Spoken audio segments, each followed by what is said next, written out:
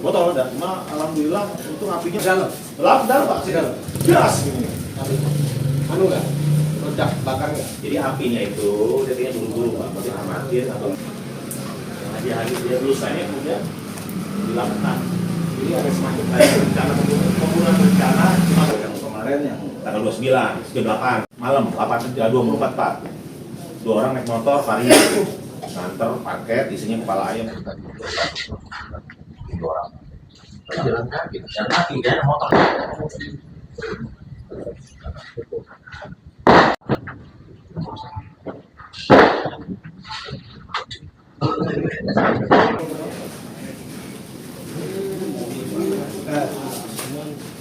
Responnya seperti apa? Bagus, responnya baik, langsung cepat tanggap, ya kan. Pak Kapolsek juga malam ini udah datang, dari Kodim juga datang melihat situasi di lapangan. Tadi juga anggota kepolisian sudah melakukan olah TKP, Bang, di rumah Abang. Sudah. Oke, ada temuan-temuan apa, Bang, yang disampaikan ke Abang? Bukti-buktinya, bukti ancaman, surat ancaman, terus apalagi tadi bukti bom molotovnya yang pecah, sumbunya juga masih ada. Dan ke Pak Wawan, Anda melihat pola teror terhadap aktivis ini seperti apa? Ya, memang situasi sedang terjadi pro dan kontra, di mana kita harus sadari bahwa ada orang-orang yang kebetulan tidak sependapat, namun caranya dengan aksi-aksi yang seperti diuraikan tadi. Bagi para aktivis memang juga harus tough lah, artinya tough itu mentalitinya harus kuat, andai kata harus berhadapan-hadapan dengan pihak-pihak lain yang kebetulan berbeda pandangan atau berbeda kepentingan. Karenanya ini menjadi satu konsepsi bersama bagaimana mengatasi masalah secara cepat tanpa harus menggunakan cara-cara atau aksi-aksi yang bertabrakan dengan hukum. Dan kita sadari memang inilah yang terjadi di lapangan, sering ada suatu gesekan karena beda pola atau beda cara pandang. Dan kita harus siap, artinya para aktivis maupun juga mereka-mereka yang mengunggah di konten-konten di media sosial, tentu karena yang nonton orang banyak, tentu ada yang pro dan juga ada yang kontra. Baik. Dan kita memang media seperti ini bukan ranah privat, tapi ranah publik, sehingga harus siap terhadap reaksi pihak-pihak yang kebetulan berbeda cara penerapannya. Demikian. Baik, terima kasih Pak Wawan.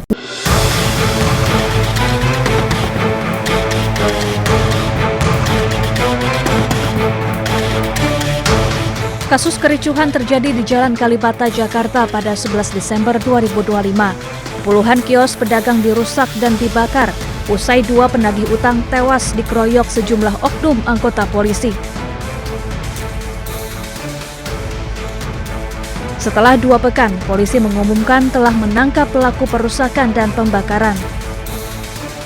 Bahwa untuk pelaku pembakarannya, kami sudah melakukan penangkapan dan sedang dalam proses pengembangan terhadap tersangka yang lainnya. Kemudian di samping melakukan penegakan hukum secara berimbang, tegas, dan humanis, kami juga terus mengakselerasi edukasi kesadaran hukum terhadap masyarakat Jakarta. Hal ini kami maksudkan untuk meningkatkan partisipasi aktif masyarakat untuk bersama-sama dengan Polri, dengan pemerintah daerah, dengan TNI dan semua unsur terkait agar bersama-sama menjaga Jakarta ini.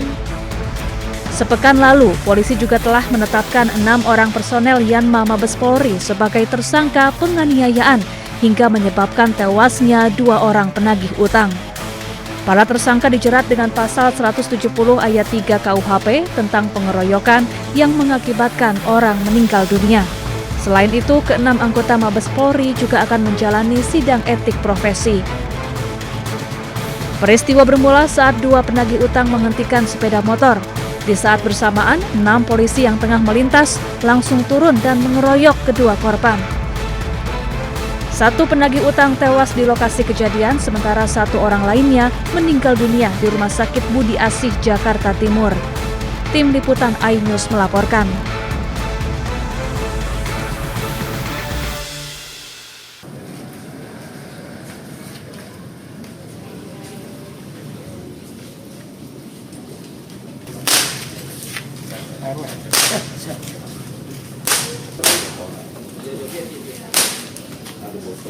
Botol ada, cuma alhamdulillah untuk apinya dalam Pak, dalam.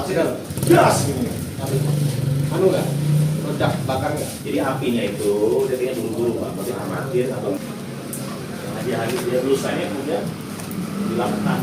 Jadi ada semacam kayak rencana pembunuhan berencana cuma yang kemarin yang tanggal 29, jam 8 malam 8.24 Pak. 2 orang naik motor varia nganter paket isinya kepala ayam. 2 orang jalan kaki dan mati kan motor.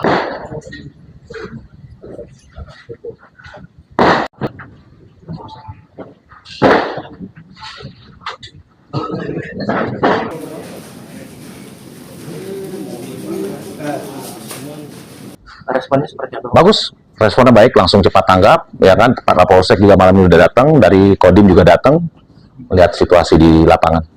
Tadi juga anggota kepolisian sudah melakukan olah TKP, Bang, di rumah Abang. Sudah. Oke, ada temuan-temuan apa, Bang, yang disampaikan ke Abang? Bukti-buktinya, bukti ancaman, surat ancaman, terus apalagi tadi bukti bom molotovnya yang pecah, sumbunya juga masih ada. Dan ke Pak Wawan, Anda melihat pola teror terhadap aktivis ini seperti apa? Ya, memang situasi sedang terjadi pro dan kontra, di mana kita harus sadari bahwa ada orang-orang yang kebetulan tidak sependapat, namun caranya dengan aksi-aksi yang seperti diuraikan tadi.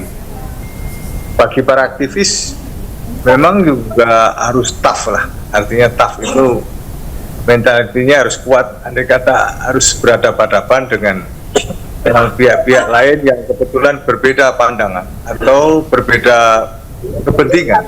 Karenanya ini menjadi satu konsepsi bersama bagaimana mengatasi masalah secara cepat tanpa harus menggunakan cara-cara atau aksi-aksi yang bertabrakan dengan hukum. Dan kita sadari memang inilah yang terjadi di lapangan, sering ada satu gesekan karena beda pola atau beda cara pandang. Dan Baik. kita harus siap, artinya para aktivis maupun juga mereka-mereka yang mengunggah di konten-konten di media sosial, tentu karena yang nonton orang banyak, tentu ada yang pro dan juga ada yang kontra. Baik. Dan kita memang media seperti ini bukan ranah privat, tapi ranah publik, sehingga harus siap terhadap reaksi pihak-pihak yang kebetulan Baik. berbeda cara penerapannya. Demikian. Baik, terima kasih Pak Wawan.